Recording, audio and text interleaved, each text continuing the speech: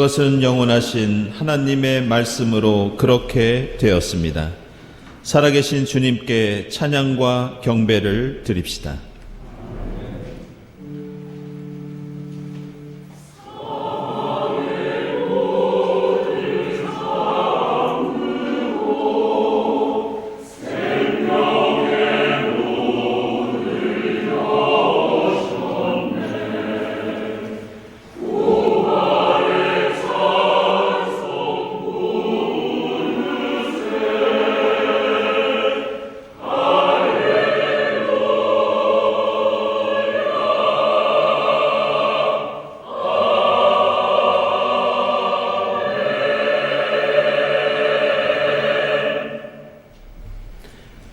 하나님, 나를 지켜 주십시오. 내가 주님께로 피합니다.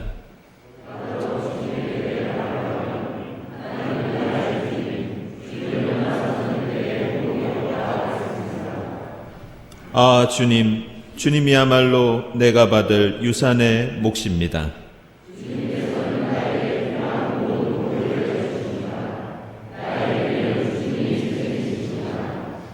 줄로 재어서 나에게 주신 그 땅은 기름진 곳입니다. 참으로 나는 빛나는 유산을 물려받았습니다.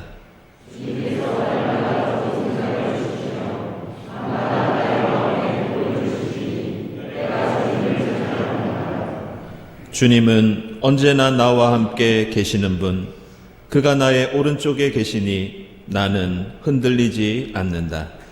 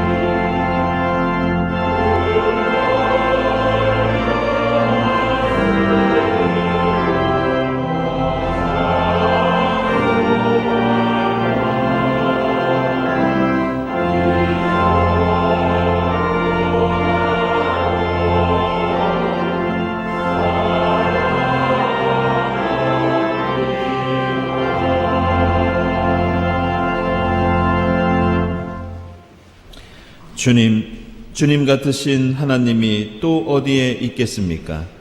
주님께서는 죄악을 사유하시며 살아남은 주님의 백성의 죄를 용서하십니다.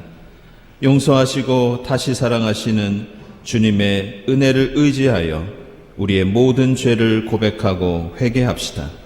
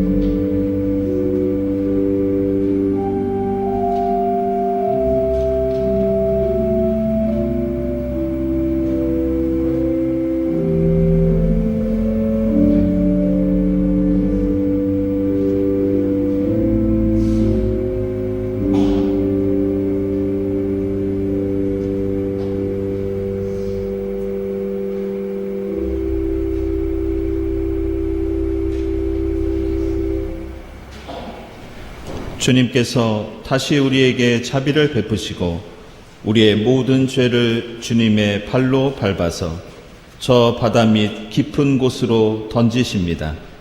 이 말씀에 의지하여 우리 모든 죄가 용서받았음을 선언합니다. 아멘.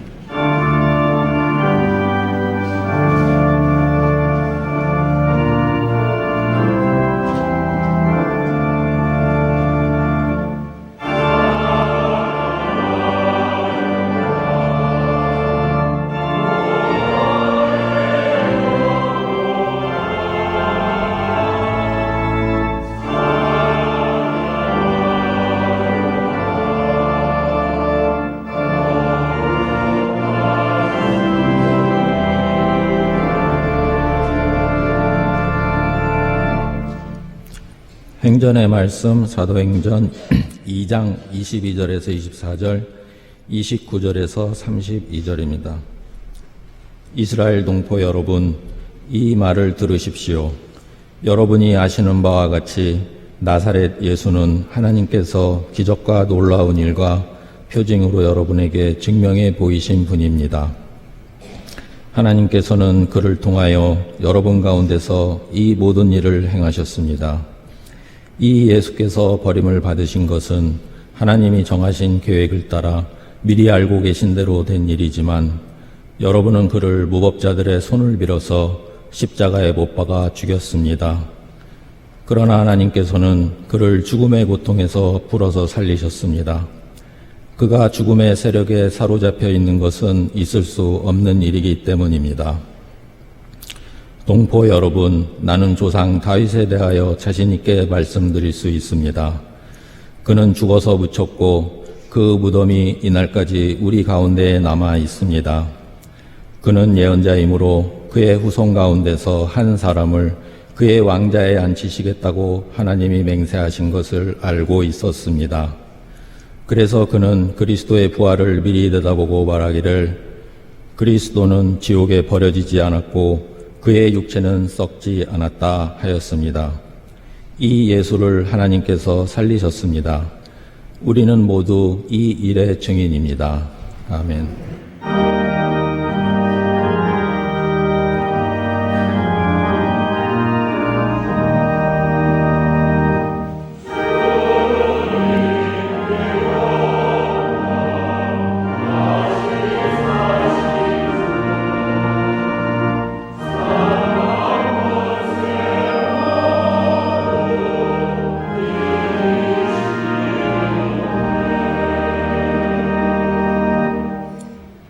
서신의 말씀 베드로전서 1장 3절부터 9절까지입니다. 우리 주 예수 그리스도의 하나님 아버지께 찬양을 드립시다. 하나님께서는 그 크신 자비로 우리를 새로 태어나게 하셨습니다. 그리하여 그는 죽은 사람들 가운데서 예수 그리스도가 부활하심으로 말미암아 우리로 하여금 산 소망을 갖게 해주셨으며 썩지 않고 더러워지지 않고 낡아 없어지지 않는 유산을 물려받게 하셨습니다. 이 유산은 여러분을 위하여 하늘에 간직되어 있습니다. 하나님께서는 여러분의 믿음을 보시고 그의 능력으로 여러분을 보호해 주시며 마지막 때에 나타나기로 되어 있는 구원을 얻게 해주십니다. 그러므로 여러분이 지금 잠시 동안 여러 가지 시련 속에서 어쩔 수 없이 슬픔을 당하게 되었다 하더라도 기뻐하십시오. 하나님께서는 여러분의 믿음을 단련하셔서 불로 단련하지만 결국 없어지고 마는 금보다 더 귀한 것이 되게 하시며 예수 그리스도께서 나타나실 때에 여러분에게 칭찬과 영광과 존귀를 얻게 해주십니다. 여러분은 그리스도를 본 일이 없으면서도 사랑하며 지금 그를 보지 못하면서도 믿으며 말로 다 표현할 수 없는 즐거움과 영광을 누리면서 기뻐하고 있습니다. 여러분은 믿음의 목표, 곧 여러분의 영혼의 구원을 받고 있는 것입니다. 아멘.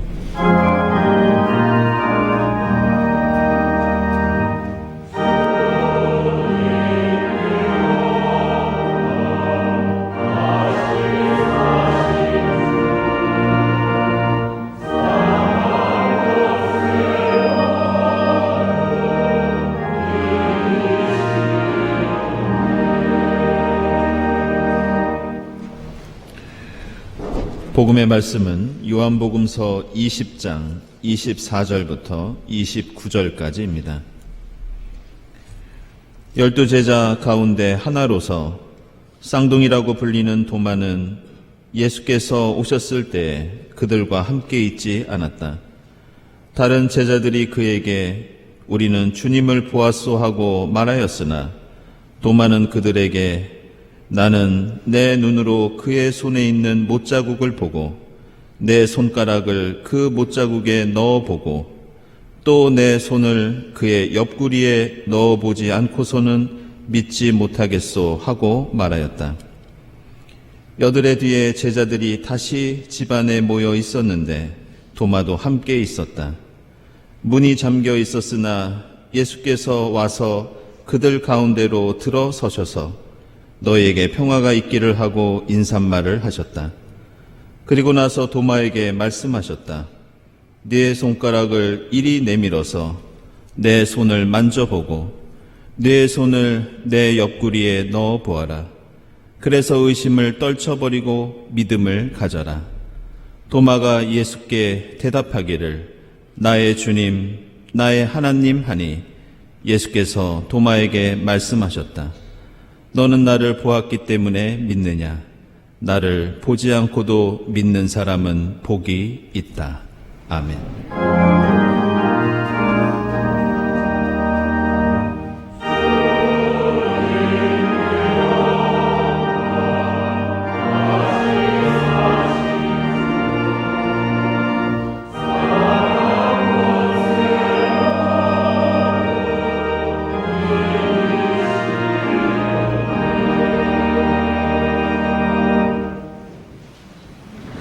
네, 친교와 소식 시간입니다. 오늘은 부활절 둘째 주일입니다. 이 자리에 함께 하신 교우들, 또 인터넷 예배 드리시는 교우들 모두 환영합니다.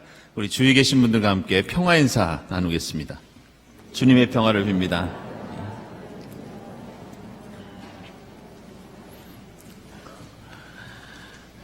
네, 교우 소식입니다. 네, 이강태 장로님, 김기력 권사님, 내일 17일에 미국으로 출국하십니다. 주님께서 지켜주시기를 기원하고요. 또 우리 김윤정 집사님, 화요일에 영국으로 우리 최동주 아들과 함께 4년 동안 주재원으로 떠나십니다. 남편 되는 우리 최성락 집사님은 먼저 영국으로 가셨는데요. 같이 가족이 영국에 4년 동안 머물게 되었습니다. 주님께서 함께 해주시기를 빕니다. 임지순 집사님, 2023년도 삼성 호암상 과학상 물리수학 분야에서 수상을 하셨습니다. 축하드립니다. 그리고 우리 홍일 이경아 집사님 아드님 되시는 홍연기 교우 군 복무를 마치고 전역했습니다. 혹시 이 자리에 함께 하셨나요? 잠시 일어나시죠. 여러분들 환영의 박수 부탁드리겠습니다.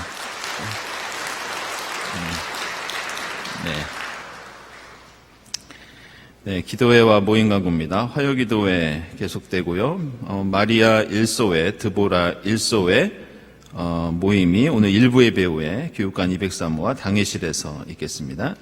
에스더회 모임이 오늘 1시 당회실에서 역시 있고요.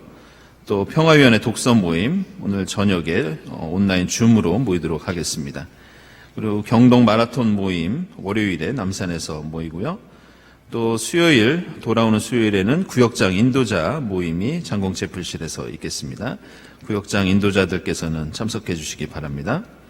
그리고 22일에 회보위원회 모임이 있고요. 루디아 2소회 그리고 다음 주일에 일부 예배 후에 모이겠습니다. 그리고 다음 주일 3040 모임 역시 있겠습니다. 네, 제1회 여회 예론 우리 박명림 교수님 모시고 두 번째 시간 오늘 오후 2시 30분부터 갖도록 하겠습니다. 오늘은 이주환 집사님께서 특별히 진행을 맡아주셔서 함께 토론하고 또 질의응답을 하는 그런 시간을 갖도록 하겠습니다. 여러분들 많은 관심과 참여 부탁드리겠습니다. 2, 4분기 세교 교육 오늘 있고 또 다음 주일에 진행되겠습니다. 그리고 작년의 원래 및 특강 안내입니다. 다음 주일 10시 40분부터 이번에 우리 이영일 집사님이 책을 내셨는데요. 건국사의 재인식 그 책 내용을 가지고 특강을 진행하도록 하겠습니다. 여러분들 많은 관심 부탁드리고요. 또 남신도의 특강도 준비되어 있습니다. 세대를 잇는 경동의 생활신앙이라는 주제로 우리 김결 장로님 다음 주 오후 1시부터 특강해 주시겠습니다. 전교 대상입니다. 여러분들 많은 참여 부탁드립니다. 그리고 다음 주 오후부터는 에큐메니칼 중동학교 안내해 드린 대로 인남식 교수를 비롯해서 중동 전문가를 모시고 함께 공부하는 시간 갖도록 하겠습니다. 그리고 오늘 오후 청년부 봉사활동 우리 교회 주변에서 있고요. 그리고 생태환경위원회 제로웨이스트샵 운영 친교실 외부 출입구 근처에서 진행되겠습니다. 다음과 같은 그 아이템들이 있습니다. 제품들이 있는데 여러분들 많은 관심과 또 구입 부탁드립니다. 남신도의 기금 마련 바자회 오늘까지 친교실에서 진행되겠습니다. 그리고 돌아오는 화요일에는 저희 서울로회 124회 정기회가 우리 교회에서 있겠습니다. 목회자들과 우리 장로님들이 총대로 참석하십니다. 네, 선교관 지하주차장 공사 안내입니다. 저희가 4월 20일부터 30일까지 방수공사를 진행하도록 하겠습니다. 한 가지 안내해 드릴 것은 이 기간 동안에 저희들이 가능하면 좀 빨리 공사를 마치도록 노력하겠습니다. 대신 한 주 혹은 2주 정도 될 것 같은데요. 여러분들 불편하시더라도 다른 곳에 주차해 주시기를 바랍니다. 4월 구역예배 안내되어 있고요. 다음 주일 예배위원 감사드립니다. 그리고 감사헌금, 특별 목적 헌금, 그리고 선한이혼 헌금 하나님께 드립니다. 그리고 꽃드림 보시면 우리 강신아 집사님, 우리 강원영 목사님 사모님 되시는 김명주 권사님 추모해서 꽃드림 하셨습니다. 우리 오늘은 김명주 권사님 12주기가 되는 날이기도 합니다. 우리 교회를 일구신 선대의 삶과 신앙을 늘 기리면서 다시 한번 주님의 위로를 빌겠습니다. 기도드리겠습니다.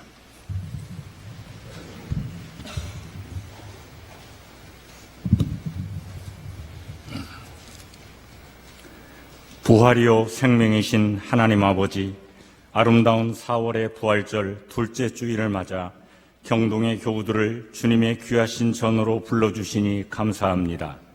십자가상의 죽음과 부활을 통하여 저희들에게 속죄의 은혜와 영원한 생명길을 열어주신 주님의 큰 사랑에 감사하며 오늘도 주님 앞에 나왔사오니 이 시간 하나님만을 우러러 찬송하고 경배하게 하옵소서. 거룩하신 하나님, 지난주 예수님의 부활을 기뻐하며 기념하는 예배를 은혜 가운데 드리게 하심을 감사합니다. 그리스도께서는 우리를 위하여 자기의 목숨을 버리셨습니다. 이것으로 우리가 사랑을 알게 되었습니다. 요한 1서의 말씀대로 인간들을 위해 자신의 목숨까지 버리신 주님의 큰 사랑을 저희들의 삶 속에서 이웃과 나누며 살게 하여 주시옵소서. 그리스도의 사랑 안에서 다시 태어난 새로운 피조물로서 부활의 소망을 품고 하루하루 하늘나라를 바라보며 살게 하옵소서. 창조의 하나님, 봄 기운이 완연해지면서 산과 들의 아름다운 꽃들이 만발하고 풀과 나무들은 푸르름을 더해가고 있습니다. 주님께서 창조하신 이 세상은 그 어느 때보다도 눈부시게 아름답고 평화롭기만 합니다. 하지만 이 세상은 온갖 형태의 자연재해와 기상이변, 끊임없이 창궐하는 변종 바이러스로 고통을 당하고 있습니다. 또한 수십만에 달하는 고귀한 생명의 희생에도 불구하고 끝모르게 지속되는 우크라이나 전쟁, 갈수록 격화되는 초강대국들 간의 갈등과 대립, 곳곳에서 고조되는 전쟁 발발 위험, 그리고 세계적인 경기 침체와 인플레이션의 확산으로 이 지구촌은 가히 총체적인 환란에 빠져 신음하고 있습니다. 저희들은 이러한 모든 환란이 세상을 창조하시고 다스리시는 하나님의 권능과 인간을 향한 무한한 사랑을 깨닫지 못한 채 저지르고 있는 인간들의 교만과 무지, 탐욕이 초래한 결과임을 알고 진심으로 참여합니다. 만왕의 왕이신 하나님, 무너진 이 세상의 모든 공의를 전능하신 주님의 능력으로 회복시켜 주시고 깨어진 이 땅의 모든 질서와 체계가 다시금 주님의 뜻에 합당하게 회복될 수 있도록 역사하여 주시옵소서. 구원의 하나님, 우리나라를 위해 기도합니다. 최저상을 맞아 영위하기 어려운 서민들, 일자리를 구하지 못해 낙담하는 젊은이들, 가족을 위해 평생 희생하느라 자신의 노후를 대비하지 못해 빈곤 속에 살아가는 노인들, 특별히 지난주 큰 산불로 피해를 입은 이재민들, 이 나라의 수많은 백성들이 생의 의욕과 앞날에 대한 희망을 잃고 신음과 탄식 속에 살아가고 있습니다.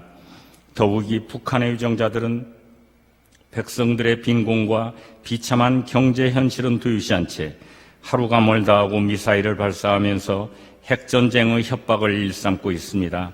이러한 엄중한 상황임에도 여야를 막론하고 이 나라의 정치인과 유정자들은 국민들의 민생과 안전, 그리고 나라의 앞날에 대한 고민보다 자신들의 정치적 이익에만 눈이 어두워 추한 정쟁에 몰두해 있는 작금의 현실을 보고 있습니다. 주님, 이 나라의 국민들과 유정자들이 모두 회개하게 하여 주시고 나라와 백성, 이웃을 위해 헌신하게 인도하옵소서. 교회를 위해 기도합니다. 지난 3년간 암울했던 코로나 팬데믹 기간을 극복하고 우리 교회 곳곳에서 영적 성장과 이웃사랑을 위한 모임과 활동이 시작되게 하심을 감사드립니다. 각 소회와 위원회 모임, 3년 만에 어렵게 재개된 구역예배, 그리고 기도회, 성경공부, 여해 예론, 중동학교 등 다양한 강의와 모임에 많은 교우들이 열심을 다해 참여하게 인도하여 주옵소서. 이를 통해 경동교회가 불길 같은 성령을 받은 신도들이 모여 주님을 경배하는 참된 공동체로서 믿음과 희망을 잃은 한국 사회와 기독교계의 소망과 모범이 되게 하여 주옵소서. 이 시간에도 여행 중인 교우들의 여정을 지켜주시고 특별히 무거운 질병으로 힘들게 투병 중인 교우들에게 주님의 놀라우신 치유의 은사를 허락하여 주시며 요양원과 집에서 의롭게 거하시며 주님을 사모하는 고령의 교우님들을 위로하여 주시옵소서. 지난주 큰 상을 받고 주님께 영광을 돌리는 교우님께 하나님의 축복이 함께하여 주시옵소서. 예배가 시작되었으니 마치는 시간까지 주님께서 온전히 주관하여 주시옵소서. 정성을 다해 바치는 성가대의 찬양을 기쁘게 받아주시고 교회 곳곳에서 매주일 헌신하는 분들의 정성과 수고를 기억하여 주옵소서. 오늘 이명선 목사님을 통해 부활의 증인이라는 제목으로 전해지는 귀한 말씀으로 저희 모두 큰 은혜 받고 부활하신 주님을 보지 않고도 믿는 믿음 가지고 부활의 증인으로 세상을 향해 나아가게 하여 주시옵소서. 모든 말씀 우리 구주 예수 그리스도의 이름으로 기도 올리옵나이다. 아멘.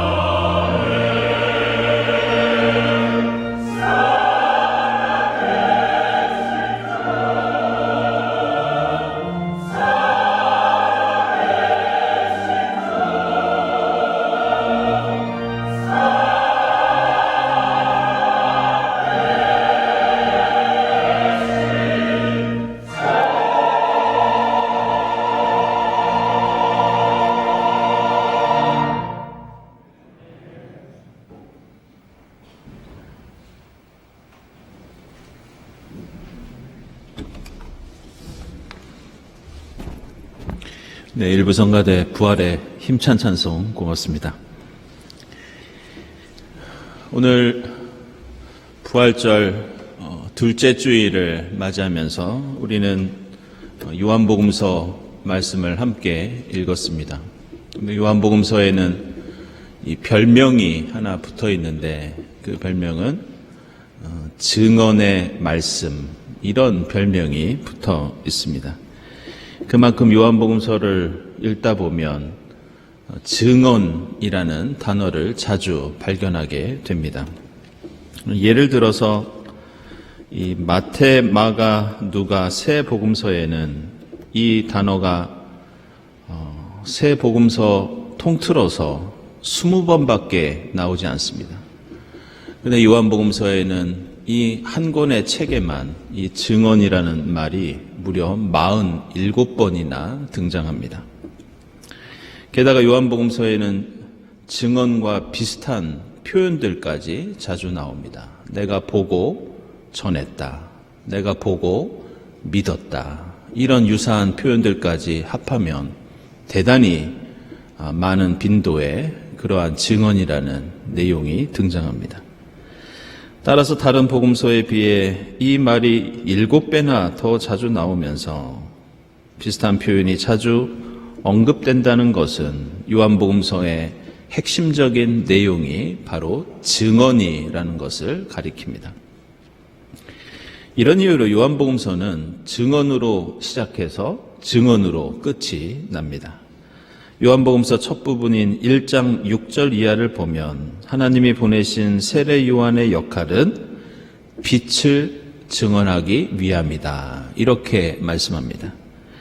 요한복음서의 마지막 부분인 21장 24절에서도 이 모든 일을 증언하고 기록한 사람이 바로 이 제자이며 우리는 그의 증언이 참되다는 것을 알고 있다. 이렇게 역시 증언을 강조하고 있습니다. 그래서 요한복음서에서 예수의 제자들과 사도들이 갖고 있는 가장 중요한 사명은, 역할은 증인이 되는 일입니다. 심지어 예수조차도 하나님의 구원 역사의 증인으로 묘사되는 경우들이 종종 있습니다. 하나님께서 세상을 사랑하시고 구원하시는 것을 증언하기 위해서 예수께서는 이 땅에 오셨고 십자가에서 죽으셨고 부활하셨다는 겁니다. 그리고 다시 그 예수를 선포하고 전하는 증인의 사명이 제자들과 오늘 우리에게 주어졌다고 말씀하고 있습니다.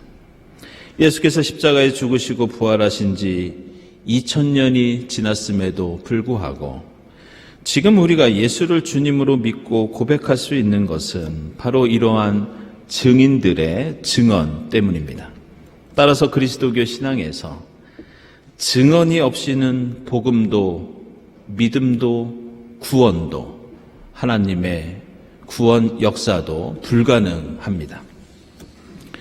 그런데 우리는 이러한 예수의 십자가와 부활에 관한 증언을 성경과 교회의 전통을 통해서 들으면서 그럼에도 불구하고 우리의 마음속에 한 가지 의구심을 떨쳐버릴 수가 없습니다. 우리가 재판정에서 증언하는 증인들이 항상 진실만을 이야기하는 것이 아니라 때로는 거짓말을 하기도 하는데 우리는 예수의 부활에 대한 증언을 어떻게 사실로 믿을 수 있는가? 그리고 반대로 그렇다면 우리는 어떻게 우리가 믿는 이 부활을 어떤 방식으로 세상 사람들이 믿도록 증언할 수 있는가? 이 문제에 대한 해답은 오늘 이 요한복음서에서 강조하고 있는 이 증인이라는 단어가 가지고 있는 뜻을 통해서 우리가 생각해 볼 수 있습니다. 성경에서 증인을 가리키는 헬라어 단어는 마르티스, 그리고 증언하다는 마르티리오, 이런 헬라어 단어를 사용합니다. 그런데 이 단어는 나중에 두 가지 뜻으로 나누어지게 되는데 하나는 증인이라는 뜻이고 다른 하나는 순교자라는 뜻입니다. 그래서 이 단어 속에는 증인과 순교자라는 뜻이 함께 들어 있습니다. 이것은 성경에서 증언을 한다는 것, 성경에서 하나님의 증인이 된다는 것이 상당한 대가를 치를 수밖에 없다는 것을 우리에게 알려줍니다. 그리고 그 중요한 예를 우리에게 보여주고 있는 것이 바로 우리가 함께 읽은 오늘 사도행전 말씀입니다. 오늘 우리는 구약성경 말씀 대신에 이 사도행전 말씀을 함께 읽었는데요. 이 교회력에 따른 성서 일과를 보면 사도행전이 주로 부활의 증언들로 기록되어 있기 때문에 우리는 부활절이 되면은 구약성경 대신에 사도행전을 함께 읽기도 합니다. 오늘 말씀 보면 베드로가 오순절을 맞이해서 예루살렘 주민들을 향해서 설교를 합니다. 그 내용은 예수께서 십자가에서 죽으셨지만 하나님께서 예수를 죽은 자 가운데서 살리셨다는 그런 내용입니다. 그리고 마지막에 베드로는 이렇게 고백합니다. 이 예수를 하나님께서 살리셨습니다. 우리는 이 모든 일의 증인입니다. 이렇게 고백하고 있습니다. 그런데 베드로가 사람들에게 부활을 알리는 것이 당연하고 자연스러운 일 같지만 우리가 곰곰이 생각해 보면 지금 베드로가 사람들 앞에서 이런 설교를 한다는 것은 매우 이례적인 일이라고 할 수 있습니다. 아시는 것처럼 베드로는 십자가 고난을 당하시는 예수를 3번이나 부인하고 자신도 해를 입을까 봐 도망을 갔던 사람이 바로 이 베드로였습니다. 따라서 우리는 묻지 않을 수 없습니다. 도대체 그동안 베드로에게 무슨 일이 일어났기에 그는 갑자기 오늘 사도행전 2장에 나오듯이 사람들 앞에서 두려움 없이 예수의 부활을 선포하고 있는 것일까? 왜냐하면 베드로를 비롯해서 제자들이 이렇게 예수의 부활에 대해 설교하는 것은 당시에 매우 위험한 일이었습니다. 사도행전 4장을 보면 사람들은 베드로와 사도들이 예수를 증언하는 것에 격분하였고 베드로와 요한은 결국 의회에 끌려갑니다. 사도행전 6장과 7장에서는 스데반이 부활하신 예수를 증거하자 사람들은 그를 성 바깥으로 끌고 가서 돌로 쳐서 죽입니다. 사도행전 8장에서는 교회가 박해를 받고 있었고 12장에서는 야고보가 복음을 전하다가 목숨을 잃고 순교를 당합니다. 그리고 베드로는 감옥에 갇힙니다. 16장에서는 바울과 실라가 역시 감옥에 갇혀서 죽을 위험에 처했고 그 후로도 이들은 복음을 전하는데 여러 가지 박해와 어려움과 고난을 겪게 됩니다. 그런데 이런 상황 속에서도 어느 날 갑자기 베드로는 죽음을 두려워하지 않고 어떤 위협 속에서도 오로지 예수의 십자가와 부활을 전하는 도망갔던 배신자가 부활의 증인이 되는 그런 변화를 겪습니다. 그리고 우리는 그들에게 왜 이러한 극적인 변화가 생긴 것인지 그 이유를 분명히 알고 있습니다. 그것은 비겁한 배신자들을 담대한 증인으로 만든 것은 바로 예수의 부활이었습니다. 우리는 예수의 부활을 과학적으로 증명할 수 없고 논리적으로 설명할 수는 없지만 자신의 위험과 죽음을 두려워하지 않은 이 제자들의 순교자의 삶이 예수의 부활을 믿게 하고 확증하는 증언이 되고 있습니다. 우리가 주목할 것은 바로 이러한 순교자의 삶이 예수가 자신의 부활을 제자들에게 알리는 방식이었고 다시 그 예수의 부활을 제자들이 세상에 알리는 방식도 그들의 말이 아니라 그들의 순교자의 삶이었다는 겁니다. 오늘 우리가 읽은 요한복음서 20장 말씀을 보면 부활하신 예수께서 제자들을 찾아오시는데 특별히 그동안 예수를 보지 못했던 제자 도마에게 찾아오십니다. 20장 19절을 보면 그때에도 제자들은 유대인들을 두려워해서 문을 잠그고 집 안에 숨어 있었습니다. 26절을 보면 예수께서 도마에게 나타나셨을 때도 마찬가지로 이들은 문을 잠그고 집 안에 있었습니다. 그런데 평소에 도마는 예수가 다시 살아나셨다는 증언을 다른 동료 제자들로부터 많이 들었음에도 불구하고 이 도마는 믿지 않았습니다. 도마는 다른 제자들에게 나는 내 눈으로 확인하고 내 손으로 만져보지 않으면 믿지 못하겠다고 제자들의 증언을 받아들이지 않았습니다. 그런데 오늘 우리가 읽은 말씀을 보면 도마는 부활하신 예수를 만났을 때 나의 주님, 나의 하나님 이렇게 고백하면서 예수 앞에서 자신의 생각과 판단과 기준을 뒤로하고 예수의 부활을 그 자리에서 그대로 받아들입니다. 그렇다면 무엇이 지금까지 제자들의 증언을 무시하고 믿지 않았던 이 도마가 어떤 이유로 갑자기 예수의 부활을 믿게 된 것일까? 그것은 바로 예수의 몸에 남아있던 십자가의 상처 때문이었습니다. 오늘 말씀을 보면 예수께서는 도마에게 손가락을 내밀어서 못 박혔던 손을 만져보고 팔을 내밀어서 창에 찔렸던 옆구리를 확인해 보라고 말씀하십니다. 그러나 도마는 지금까지 나는 직접 살펴보고 만져보고 확인해야 믿을 수 있다고 공언을 했지만 예수의 십자가 상처 앞에서 이 도마는 그대로 무너집니다. 오늘 말씀을 보면 그 어디에도 도마가 그 상처를 만졌다는 말씀이 나오고 있지 않습니다. 아니 더 이상 도마에게 그런 행위는 필요가 없었습니다.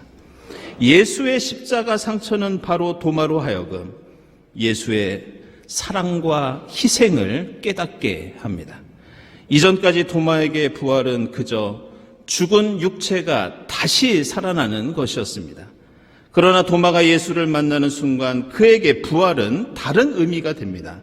못 박히고 창에 찔렸던 그 상처를 보면서 그것을 객관적으로 분석하는 것이 아니라 그 상처를 통해서 예수의 사랑을 느끼고 예수 부활의 참된 의미를 깨닫게 됩니다. 바로 예수의 제자들은 이 점을 깨달았기 때문에 그들은 단순히 예수의 부활 사건을 세상에 말로서만 전하는 것이 아니라 그들은 예수가 십자가에 못 박히셨던 것처럼 순교자의 삶을 통해서 자신의 겸손과 사랑과 희생을 통해서 부활을 세상에 알리는 증인이 됩니다. 그래서 오늘 놀라운 오순절 설교를 하고 있는 베드로는 복음을 전파하다가 전승에 따르면 로마에서 십자가에 못 박혀 순교합니다. 세베대의 아들 야고보는 사도행전과 전승에 따르면 예루살렘에서 헤롯 아그리빠 1세에게 참수를 당하면서 순교합니다. 베드로의 형제 안드레는 소아시아와 그리스에서 복음을 전하다가 전통에 따르면 그리스의 파트라에서 X자형 십자가에 못 박혀 순교합니다. 제자 빌립은 복음을 전하다가 히에라폴리스에서 순교를 하고 나다나엘로 알려진 바돌로메는 아르메니아와 아시아에서 복음을 전하다가 역시 순교를 합니다. 세리였던 마태는 에티오피아에서 복음을 전하다가 등을 찔려 순교하였고 알페오의 아들 야고보는 시리아에서 설교를 하다가 돌에 맞아 순교를 합니다. 열심당원 시몬은 이집트에서 복음을 전하다가 톱에 의해서 순교를 당하고 야고보의 아들 다데오는 소아시아에서 사역하다가 매를 맞고 순교합니다. 그리고 오늘 요한복음에 나오는 이 의심 많은 도마는 전승에 따르면 메소포타미아까지 가서 예수 그리스도의 십자가와 부활을 선포합니다. 그리고 인도에 있는 교회들은 대부분 자신들이 복음을 전해받게 된 것은 도마 덕분이라고 2000년 동안 계속해서 고백하고 있습니다. 바로 이런 도마는 기록에 따르면 그가 부활하신 예수의 옆구리에서 발견한 그 창에 찔린 상처처럼 도마도 창에 찔려서 순교를 합니다.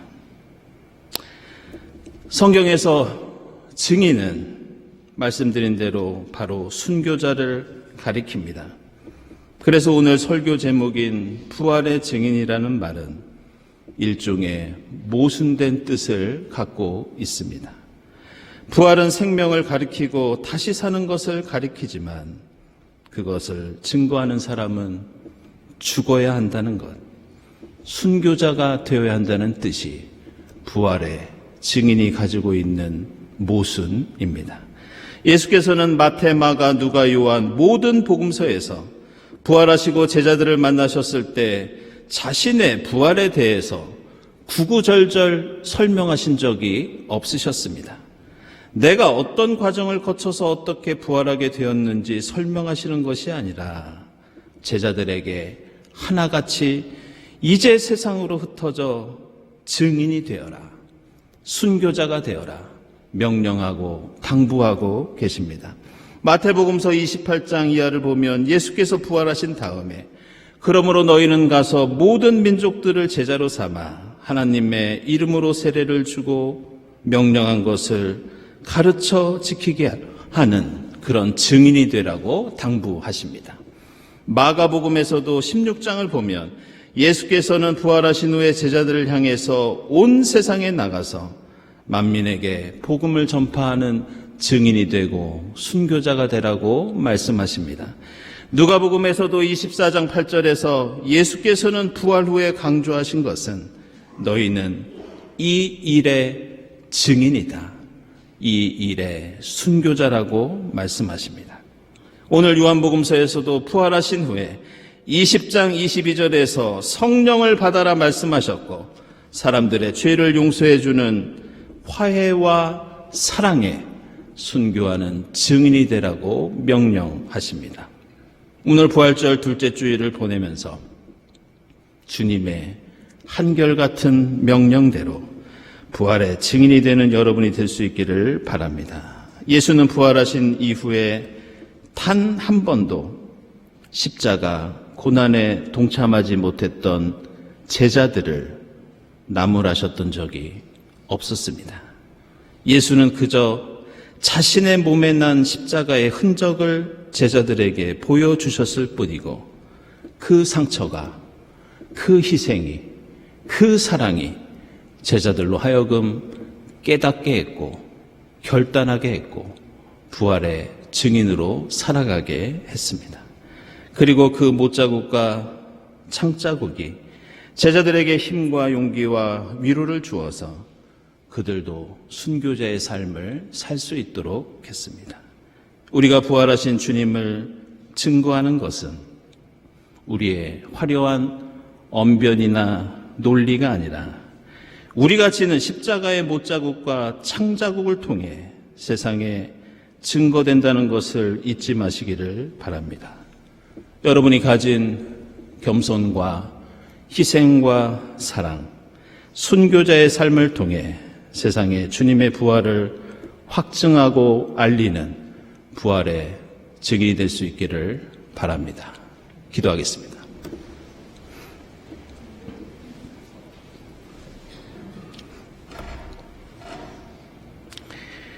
하나님,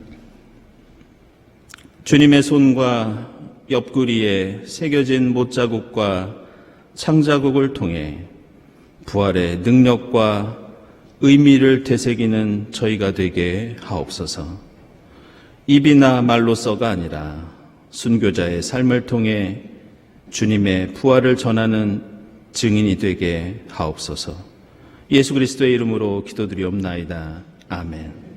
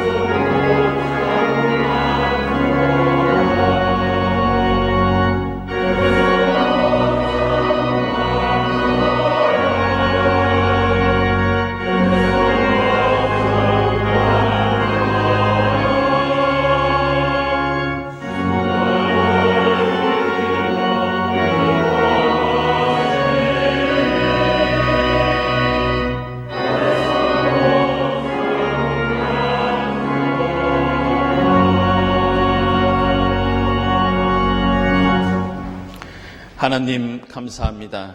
저희에게 십자가 사랑을 베풀어 주시고 부활의 소망을 허락해 주시니 감사합니다. 주님 은혜에 감사하면서 정성껏 예물을 드리오니 기쁘게 받아 주시옵소서. 이 예물이 이 땅에 부활의 기쁜 소식을 전하는 데 값지게 사용되게 하시고 주님의 사랑과 생명을 갈구하는 이웃들에게 힘과 용기가 되게 하옵소서. 예물을 정성껏 드리는 손길들마다 하나님의 합당하신 방식대로 복을 내려 주시옵소서. 예수 그리스도의 이름으로 기도드리옵나이다. 아멘.